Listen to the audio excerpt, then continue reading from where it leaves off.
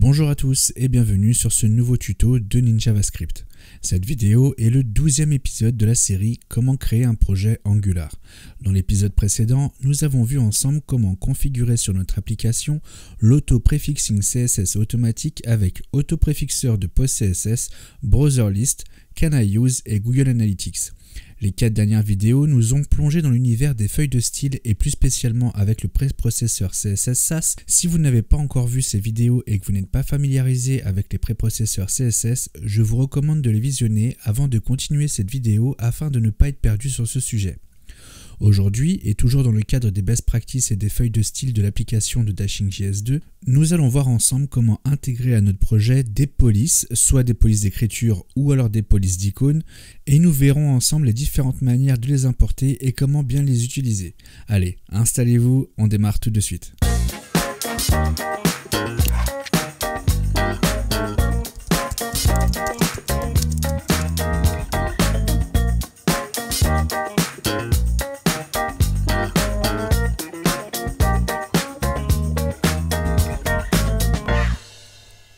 Alors rassurez-vous, je ne vais pas vous faire un cours sur les polices d'écriture, je suis sûr que vous savez très bien de quoi je parle.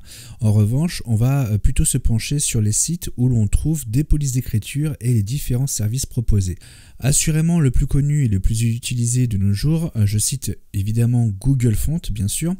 Google Font, pour la faire courte, est une bibliothèque de polices gratuite avec un tas d'informations utiles sur les polices, comme par exemple la popularité mondiale de la police mais également par pays, un mode de présentation de la police avec ses variantes, etc. Google Font propose également un outil de comparaison entre plusieurs polices sélectionnées et une génération de CSS à la volée selon les options voulues et le nombre de polices qu'on aura sélectionnées. Outre le fait de lister tout un tas de polices, Google Font met également à disposition l'hébergement des polices via leur serveur de type CDN. Alors certes c'est pratique, mais on y reviendra un peu plus tard parce que en fait c'est pas aussi bien que ça. Google Font sur ce marché est en position totalement dominante face à des concurrents qui pour certains sont bien plus anciens, mais aussi malheureusement plus limités en fonctionnalité, comme par exemple Dafont qui, faut le reconnaître, a une énorme base de données de police. Peut-être même la plus complète, on y trouve vraiment de tout et parfois malheureusement. Il y a également font.com ou encore FontSquirrel avec son générateur de kit CSS ou encore Typekit d'Adobe. Les polices d'icônes, quant à elles, permettent d'ajouter des icônes sur un projet web via une police d'écriture et à une balise HTML. Alors c'est un concept qui est vieux comme le monde, mais qui a longtemps été boudé jusqu'à ce que certaines polices ont su séduire les développeurs, comme par exemple la plus connue en ce jour, Font Awesome, qu'aujourd'hui d'ailleurs on ne présente plus.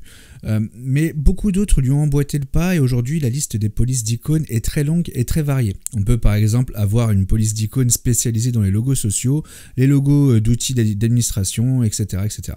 La grande force de ce concept se trouve dans le fait que les icônes de police d'écriture sont réductibles et extensibles grâce au vectoriel. Et comme pour les polices d'écriture, on peut leur appliquer des règles CSS comme par exemple la couleur, la taille, l'épaisseur, etc., etc. Alors, c'est sûr que cela paraît cool vu comme cela, mais attention, il n'y a pas que des bons côtés. Par exemple, dans les cas des polices de logos sociaux, que je vous ai cité d'ailleurs il y a quelques secondes, on serait tenté de l'ajouter sur notre projet web pour afficher un logo Twitter, Facebook ou autre, mais le problème, c'est que l'on va utiliser un ou deux logos de cette police qui en comportent une grosse centaine. Et on se retrouve donc à faire charger à nos utilisateurs une police de plusieurs centaines de kilo-octets pour à la finale l'utiliser à peine plus de 2%. Alors les fonts icônes, oui, mais à condition que celles-ci soient exploitées au maximum. Sinon, privilégiez les images au format SVG, celles-ci ont la même caractéristique que les polices d'icônes et vous ferez charger à vos utilisateurs le strict minimum. Mais il y a une alternative entre les polices d'icônes au format pack icône et les images au format SVG. Eh bien cette alternative pourrait s'appeler, parce qu'il y en a plusieurs, elle s'appelle Flaticone. En tout cas c'est celle que je vais vous présenter aujourd'hui. Flaticone permet de constituer son pack d'icônes en sélectionnant celles que l'on souhaite dans une bibliothèque privée ou collaborative. Du coup, on se retrouve avec une fonte d'icônes exploitée à 100% car elle sera sur mesure. Et là, je dis oui, évidemment, ça vaut le coup d'utiliser une fonte icône dans ce cas-là, puisque c'est nous qui allons pouvoir sélectionner celle que l'on souhaite, et donc forcément, elle sera totalement exploitée. En revanche, il n'y a pas que des bons côtés à utiliser ce concept-là, parce que si l'on souhaite utiliser une nouvelle icône, on se retrouve obligé de réinstaller toute la fonte et son style CSS qui va avec à chaque fois qu'on la modifie. D'ailleurs, j'ai suggéré à Flaticone de rajouter une fonctionnalité sur leur site qui permet d'envoyer nos collections d'icônes directement en faisant une pull request sur nos dépôts GitHub pour intégrer parfaitement ce service comme LingoHub, le service de traduction dont nous allons d'ailleurs bientôt parler dans une prochaine vidéo, et qui le fait très bien, et ça nous évite justement de devoir à chaque fois redownload la police. À la finale, ça fait une pull request, on la merge et c'est terminé. Une dernière chose concernant les polices d'icônes et plus particulièrement FontAwesome. Je vous ai dit que FontAwesome était une police d'icônes. Cette information n'est vraie qu'à moitié. En fait, jusqu'à la version 4.7, c'est bien une police d'icônes, mais c'est également une extension SAS ou less, car FontAwesome met à disposition des variables, des mixings pour pouvoir gérer ces icônes et pour pouvoir les configurer. En revanche, pour la version numéro 5 qui vient tout juste de sortir, c'est aussi une extension JavaScript, et d'ailleurs celle-ci est recommandée à la place du traditionnel couple CSS Police. Et en plus, dans la version 5 de FontAwesome, celle-ci offre des nouveautés comme par exemple les masques d'icônes, les calques ou encore les badges, mais surtout des extensions pour les frameworks JavaScript comme par exemple Vue.js, React, mais pour Angular, il faudra encore un petit peu patienter car en effet son extension est toujours en cours de développement, mais c'est vraiment sur le grill puisque je suis de très près ce dépôt là et on voit que le développeur qui s'en occupe envoie des commits tous les jours. En revanche, il nous a bien informé que c'est une version qui est encore instable, d'ailleurs je l'ai testé et en effet c'est vrai qu'elle n'est pas stable du tout sur Angular et dès qu'on veut l'installer ça pète des erreurs dans tous les sens. Mais bon, je suis confiant sur le fait de bientôt pouvoir en profiter. Du coup, pour le moment, en tout cas sur Dashing.js2, nous allons installer que la version 4.7 et donc au format font icône avec le style CSS en attendant, et cela sera déjà pas mal pour ce que l'on a besoin. Alors pour le coup, il n'y a pas 30 000 solutions pour importer une police dans un projet. En fait, j'en connais que 2 voire 3, mais qui en fait partagent que 2 philosophies différentes. Donc soit on utilise les services d'un CDN tierce comme Google Font le fait par exemple, ou alors on peut importer les polices en local. Alors les avantages d'avoir un CDN tierce, c'est qu'on ne versionne pas en local les polices, on ne stocke pas non plus les polices sur nos serveurs, et cela du coup va nous donner un gain de stockage, bien que celui-ci soit assez minime. Du fait que les polices ne sont pas sur nos serveurs, alors ce n'est pas notre bande passante qui sera consommée, et croyez-moi, en cas d'affluence massive, chaque kilooctet compte sur la bande passante et ça coûte très très cher. On n'a pas également à gérer toute la partie mise à jour des polices, bien que ça soit rare, mais ça arrive quand même. Par exemple, Google met à jour ses polices d'écriture et ça reste sur la même URL, du coup on n'a pas besoin de devoir le gérer. Le temps de délivrance aussi des polices par les CDN tierces sera logiquement réduit, en tout cas légèrement, puisque évidemment les CDN de Google seront bien plus gros que nos petits serveurs qui n'ont pas en plus potentiellement un modèle CDN et donc qui mettent plus de temps à répondre. Alors on ne peut pas parler des avantages des CDN sans citer les inconvénients. En revanche, la liste des inconvénients est assez courte, mais c'est pas parce qu'elle est courte qu'elle ne peut pas contrebalancer par rapport aux avantages selon le contexte de notre projet et aussi en fonction de notre niveau d'exigence.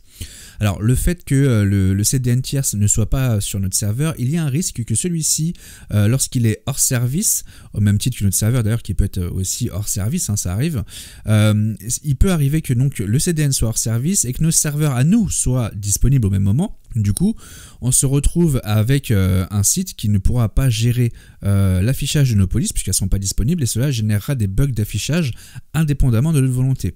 Le risque est certes minime, mais il existe. Sachez que les coupures de services chez Amazon, Google, OVH, One&One ou encore Microsoft Azure sont plus fréquentes qu'on le croit, et c'est plusieurs fois par mois, et des fois même pendant plusieurs heures. Donc ça peut vraiment être pénalisant et donc du coup offrir à nos utilisateurs une expérience altérée. Le deuxième inconvénient est plutôt une question de restriction politique. En effet, certains pays bloquent un grand nombre de CDN pour des raisons politiques ou de sécurité. Je pense par exemple à la Chine, l'Iran ou encore la Corée, etc.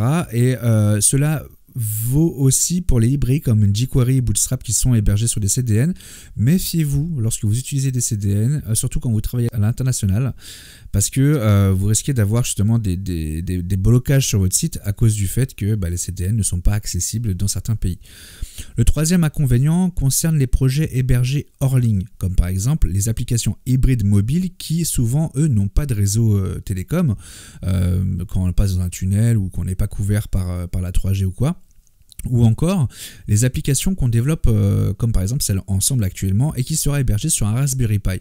Alors bien sûr, être sur Raspberry Pi ne veut pas dire qu'on n'aura pas de connexion internet. D'ailleurs, certains widgets consommeront des API externes, mais certains utilisateurs qui vont installer Dashing.js 2 voudront peut-être l'utiliser en mode hors ligne pour afficher des données venant d'un intranet sans connexion internet. Donc pas d'internet, pas d'accès au CDN, pas d'icône, pas de police et pas toutes les librairies qu'on va vouloir installer à partir des CDN.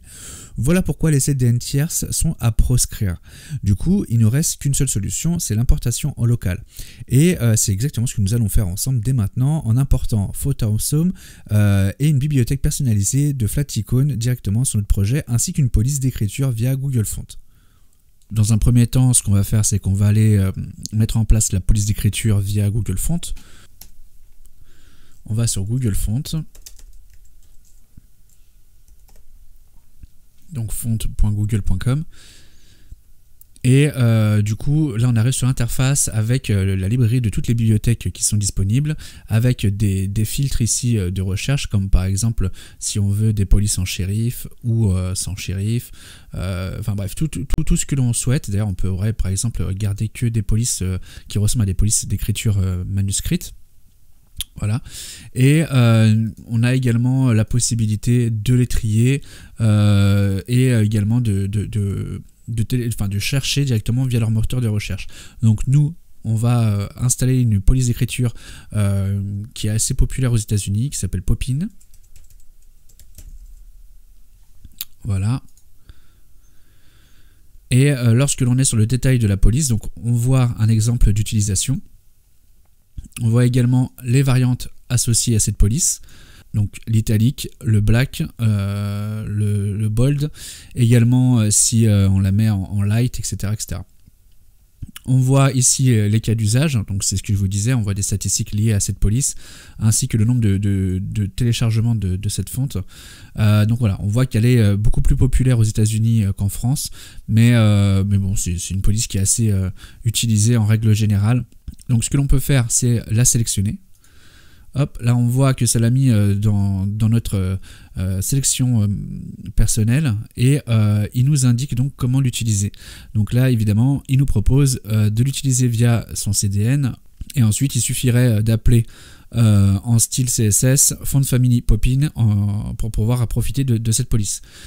Ou alors, on peut également customiser le fichier CSS qui va générer la volée et qui va nous retourner en lui sélectionnant le type de variante que l'on souhaite. Alors nous par défaut on va garder que la régulière 400 et nous ce que l'on va faire c'est en fait récupérer le CSS qui va être généré par Google via l'URL qui nous propose ici. Parce que si on la télécharge seulement, ça ne suffira pas. Donc déjà, il va falloir évidemment qu'on la télécharge, mais pas par ici, parce que si on la télécharge via le petit bouton download ici, il va nous donner que le TTF. Et l'extension TTF, c'est surtout pour pouvoir l'utiliser en local sur des logiciels comme par exemple Photoshop ou Word ou quoi. Mais nous, ce qui va nous intéresser, c'est le format WAV, ou le format WAV 2 d'ailleurs. Et pour ça, hop, on ouvre l'URL qui nous donne. Et on va voir la feuille de style CSS qui va nous générer à la volée. Donc voilà la feuille de style CSS que nous a généré Google Fonts. Et on voit qu'il nous a fait donc 3 déclarations différentes avec 3 polices différentes. Alors on pourrait croire que c'est la même, mais il doit y avoir une différence. Oui, il y a une différence au niveau du N ici et du B. Donc c'est vraiment des fontes différentes. Et là, sur la troisième, c'est plus flagrant. Et pourquoi? Parce qu'il va gérer les polices en Devanagari, donc qui sont plutôt des polices pour des typologies indiennes, et le latin extension et le latin. Donc, pour cela, ce qu'on va faire, c'est qu'on va récupérer le style CSS qu'on va appliquer à notre projet. Donc, on va du coup aller dans notre dossier SAS, créer une nouvelle feuille de style qu'on va appeler fonts.scss. Dedans, on y déclare notre police d'écriture pour la Poppins. Ou alors, on pourrait même carrément créer un dossier, puisqu'on va en avoir plusieurs des polices, donc ça serait peut-être mieux de faire comme ça. Donc, on va créer un dossier fonts. Dedans, on y met notre fichier principal. On va d'ailleurs le dupliquer pour l'appeler Poppins.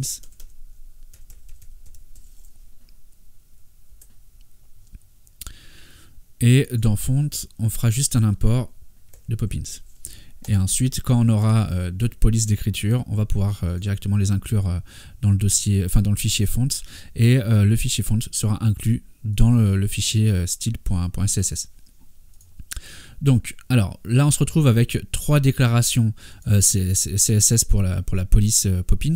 Et là, on pourrait l'utiliser tel quel d'ailleurs, puisqu'on voit que la police d'écriture qu'il va utiliser pointe directement sur les chemins des CDN de Google Fonts. En revanche, comme je vous l'ai dit précédemment, nous on ne souhaite pas taper dans les CDN de Google Fonts. Donc pour cela, ce qu'on va faire, on va recourir encore à une deuxième astuce, c'est qu'on va ouvrir les URL pour télécharger les polices. Alors j'espère que Google ne regardera pas mes tutos, parce que c'est pas du tout la bonne pratique à faire, mais bon. En tout cas, c'est la seule solution si on veut importer nos polices. Donc pour cela, on va ici créer un nouveau dossier dans Assets. On va créer un dossier Fonts. Et dedans, on va y coller notre première police. Ensuite, on va retélécharger les 2 autres fonts. Alors je vais peut-être mettre l'écran voilà, sur la droite, comme ça vous verrez ce qui se passe. Donc on récupère la deuxième URL pour le latin ext. Ah, petit problème avec la scroll bar, voilà.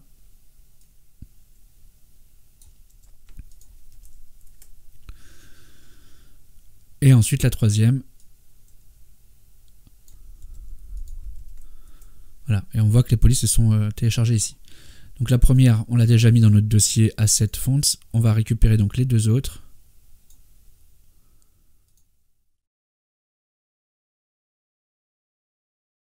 Voilà, parfait. Donc là, on a bien nos polices. Alors, d'ailleurs, ce qu'on pourrait faire éventuellement, pareil dans le dossier Fonts, c'est créer un dossier Poppins.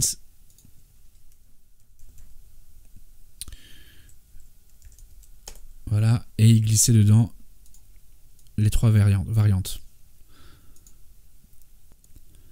Et du coup, ce qu'on va devoir faire maintenant, c'est indiquer à la feuille de style, donc poppin.css, où retrouver ces fonts en local. Donc pour cela, on va modifier l'URL ici. On va remonter dans le dossier Asset. Ensuite, on va dans le dossier Font. Et ensuite, le dossier Poppins. Alors, en revanche, cette URL ne va pas fonctionner lorsque l'on va générer le serveur ou faire le build, puisque en fait, le SCSS sera généré directement via le style.css qui est un niveau supérieur à ce fichier-là. Et donc, pour cela, il suffit de remonter voilà, d'un cran avec l'URL. Et pour cela, on va faire exactement la même chose pour les 2 autres déclarations. Voilà, impeccable. Alors, évidemment, il nous dit là qu'il y a une erreur parce qu'il n'arrive pas à résoudre l'URL qu'on lui donne, mais ça fonctionnera lorsque l'on fera évidemment la génération du serveur, et on va le faire tout de suite pour voir le résultat. Alors, on va lancer un ngserve. On va attendre que le serveur se lance. Voilà, le serveur vient de se lancer, donc on va ouvrir l'URL dans Chrome. Donc on en était à cette étape-là dans les vidéos précédentes, et là ce qu'il nous reste à faire, c'est inclure fonts dans notre fichier style.scss. Donc pour ça, on va faire un nouvel import.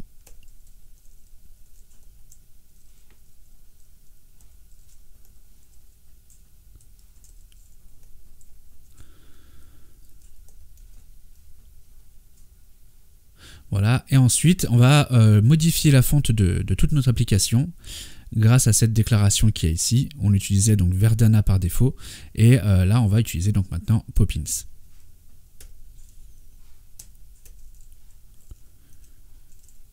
Alors le résultat ne sera pas flagrant parce que Poppins ressemble étrangement à Verdana, bien qu'il y ait quand même des différences. Elle est un peu plus curve sur certaines lettres, voilà. Et voilà, donc là on voit que je viens de l'appliquer. Alors on va refaire un peu marche arrière pour que vous puissiez voir quand même la différence. D'ailleurs ce qu'on pourrait faire, je sais qu'il y a par exemple le caractère euro qui est totalement différent sur cette police, donc ça sera bien plus facile de voir la différence. Voilà, et on va revenir sur le style.css et on va remettre notre police comme elle était à la base avec du Verdana. Voilà, vous voyez la différence, regardez bien, on remet Poppins, on sauvegarde, hop. Voilà, donc notre police est totalement fonctionnelle avec Google Fonts. Et surtout, c'est opérationnel en local. D'ailleurs, qu'est-ce qui va se passer lorsque l'on va faire un build? En fait, comme dans Angular CLI.json, on l'a configuré ici, le dossier asset dans la configuration assets, et ben du coup, lorsque l'on va faire un build, tout ce qui sera ici dans cette liste sera copié et collé de notre dossier distant qui sera donc le dossier buildé par notre application. Et donc bien évidemment nous aurons notre dossier font ici avec tous les sous-dossiers et les polices d'écriture qui sont contenus dedans. D'ailleurs on peut tout à fait faire le test.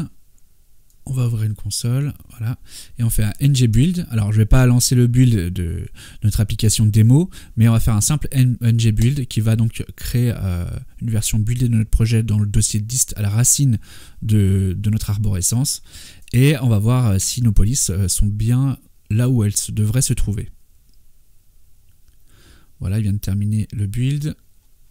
On va vérifier dans le dossier dist qui vient d'apparaître. Voilà, on a le dossier asset, le dossier font, Poppins et nos polices d'écriture qui sont bien dedans. Donc tout est conforme à ce qu'on attendait. Donc maintenant, on va s'attaquer au sujet de Font Awesome. Donc là, vous verrez, la démarche est un peu différente. Donc déjà, on va aller se rendre sur le dépôt GitHub. Alors, hop, voilà. Et on va aller sur le site déjà de Font Awesome, déjà pour commencer. D'ailleurs, il a récemment changé, il y a pas très longtemps, il y a quelques semaines, depuis la version 5 de sa sortie, que je vous ai parlé tout à l'heure. Le site a totalement été refait. D'ailleurs, au petit passage, vous pouvez aller visionner la vidéo qui a été faite par Font Awesome pour faire une levée de fonds sur Kickstarter, pardon. Elle est plutôt pas mal. Donc voilà, donc nous ce qui nous intéresse c'est comment on va pouvoir installer cette police d'écriture. Donc là on va pouvoir la télécharger ou encore aller voir ici sur Get Started comment il nous propose de l'installer. Alors là, comme je vous l'avais dit, il nous propose d'utiliser déjà un CDN, première chose, et en plus la version JavaScript de Font Awesome. Mais nous, c'est pas celle-ci qui va nous intéresser. La version 5.06, ça va être la version 4, puisque aujourd'hui installer Font Awesome en JavaScript n'a pas vraiment d'intérêt pour nous. On attend l'extension d'Angular que je vous ai parlé et qui est encore en cours de développement. Donc pour cela, on va aller sur le dépôt GitHub de Font Awesome. Voilà, parfait. On va aller voir les releases. Et celle qui nous intéresse, c'est celle-là, la 4.7.0. On va rouvrir la console. Voilà. On va killer notre serveur. Et on va donc faire un npm install Font Awesome. Donc c'est font-awesome. Et ensuite, on va donc bien évidemment sauvegarder cet ajout avec un --save. Voilà, l'installation vient de se terminer. Donc, qu'est-ce qu'on va faire? On va aller voir comment ça se présente sur PHP Storm. Donc, on va tout fermer, hop, et on va aller dans le dossier Node Module et on va y retrouver le dossier Font Awesome qui se trouve ici. Voilà, et on voit donc toutes les extensions qu'ils nous proposent. La première, c'est la version classique en CSS. La version avec, les fonts évidemment qu'on aura besoin. La version less, qui est donc un préprocesseur CSS concurrent à Sass. et la version SCSS qui est pour le coup notre préprocesseur, enfin le langage de notre préprocesseur qu'on utilise sur notre projet Dashing JS2. Et là, c'est celle-ci qui nous intéresse, puisque ce qu'on va faire, c'est qu'on va faire comme pour Bootstrap, si vous avez vu cette vidéo, on va prendre ce fichier fontawesome.scss qui est ici, copier son contenu et créer une configuration custom pour nous dans notre dossier SAS. Donc ce qu'on va faire, c'est qu'on va fermer déjà le dossier node module qui est très chargé, comme vous avez pu le voir. On va dans notre dossier SAS et ici, on va créer donc un nouveau fichier qui s'appellera fontawesome-custom.scss et ensuite la version tools, puisque fontawesome, comme je vous l'ai dit, n'est pas qu'une simple police d'écriture, mais c'est également une extension SAS avec des mixings et des variables qui pourraient nous être utiles. Donc ça c'est bon, c'est fait. Première chose, ce qu'on va faire, c'est que dans le fontawesome custom, on va importer le tools. Comme ça, ça nous évitera d'avoir du duplicate code. Voilà, ça c'est fait.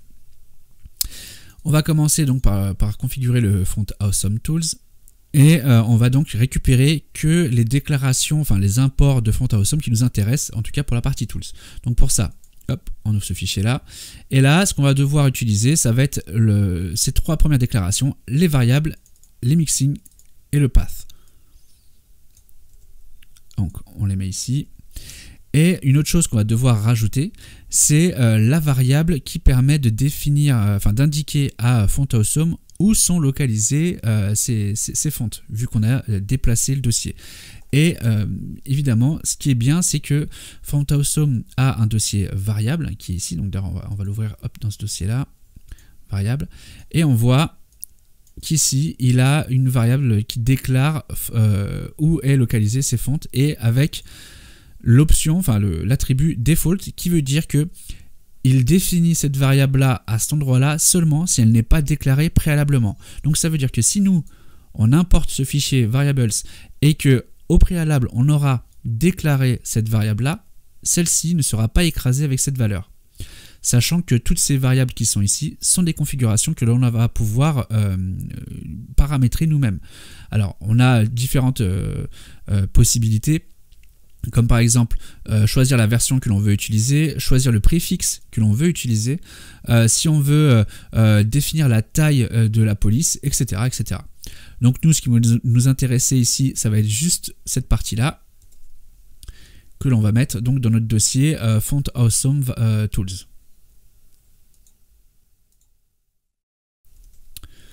Voilà. Et on va lui indiquer de récupérer les polices qui se trouveront donc dans son autre module.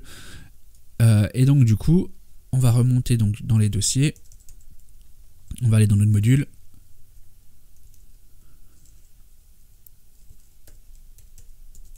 Voilà, dans le dossier fontawesome. Et dans le dossier fonts que je vous ai montré tout à l'heure, puisque c'est là où sont localisées les polices d'écriture. Et on va enlever évidemment la partie default qui ne sert à rien puisqu'on sait que c'est nous qui voulons définir cette variable. Ok, ensuite ce qu'il va nous falloir faire, c'est comme pour Bootstrap, indiquer où se trouvent justement ces imports, puisque évidemment ils ne sont plus dans le dossier courant, puisque le dossier courant c'est le nôtre ici. Et donc comme pour Bootstrap, si vous vous rappelez, comme on avait fait, c'est qu'on avait fait un tilde bootstrap SCSS. Vous voyez? Et là, en fait, en faisant le tilde bootstrap, ça veut dire que le tilde va pointer directement notre dossier node modules. Et donc, ça nous permet de faire la même chose pour fontawesome.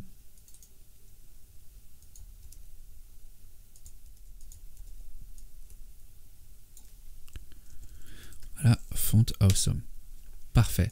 Et donc là, les imports sont corrects. En revanche, il va falloir également mettre les imports qui nous manquent dans custom.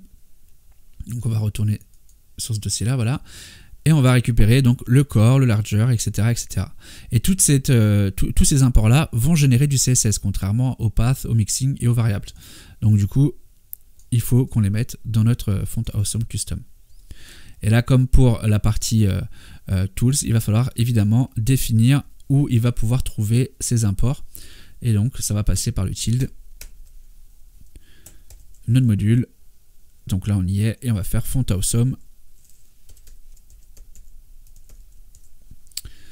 SCSS. Voilà. Ah oui, je me disais pourquoi il me mettait en erreur, c'est parce que j'ai mis un slash en trop ici. Voilà, impeccable. Et donc là, les imports sont corrects. Et comme on importe le fichier font awesome tools, on n'a plus besoin de déclarer les trois premiers imports.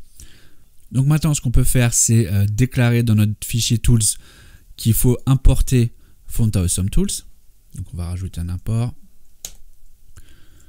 font awesome tools, voilà. Et dans notre style, on va rajouter l'import de font awesome custom.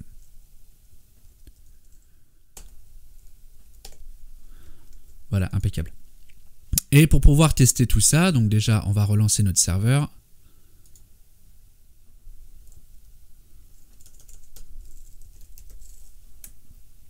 Et ensuite, on va en profiter pour rajouter une icône avec une balise i de font awesome dans notre application. Par exemple, ici, en dessous le title, on va rajouter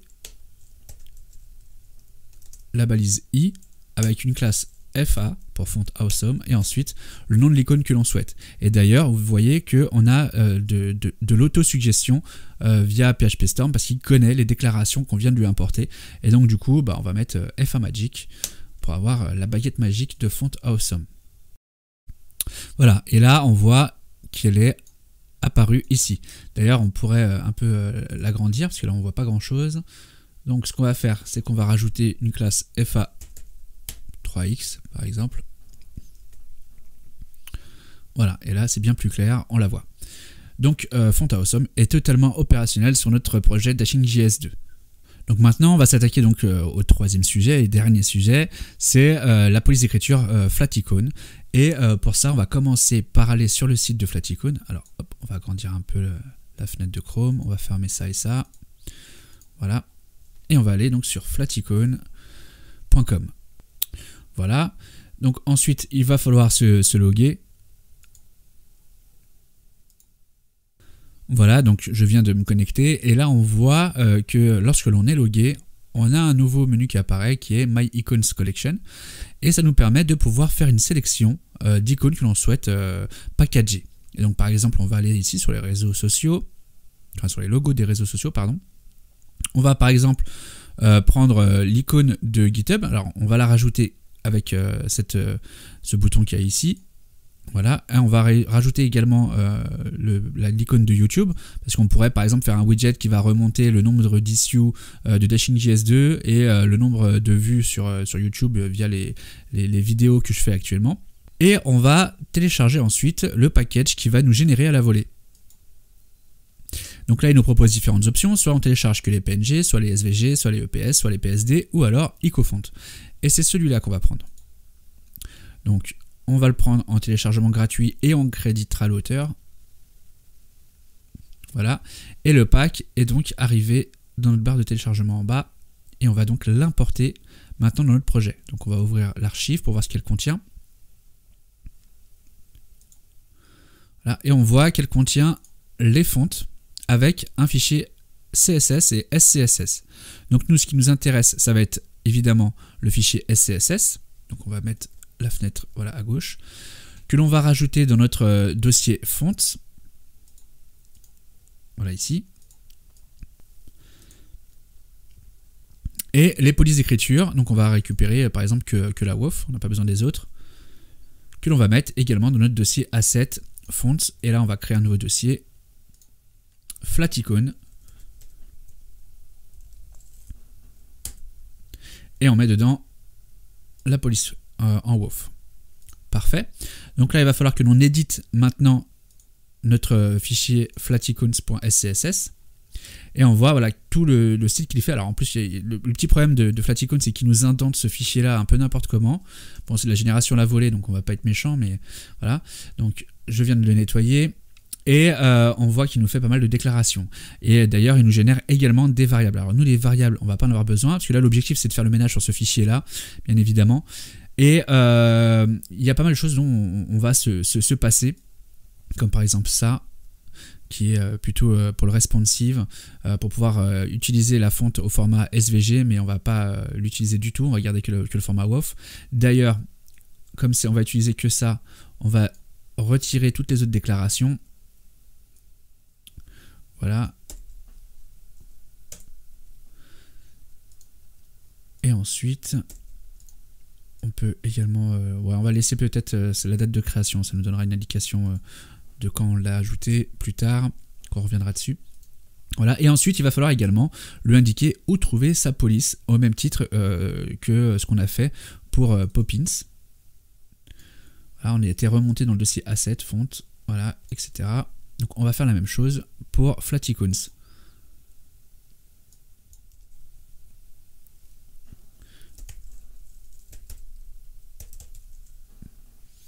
Voilà, donc évidemment il nous dit que il ne trouve pas le chemin qu'on lui indique pour retrouver sa police, puisqu'on est remonté que d'un cran dans le dossier comme pour Poppins.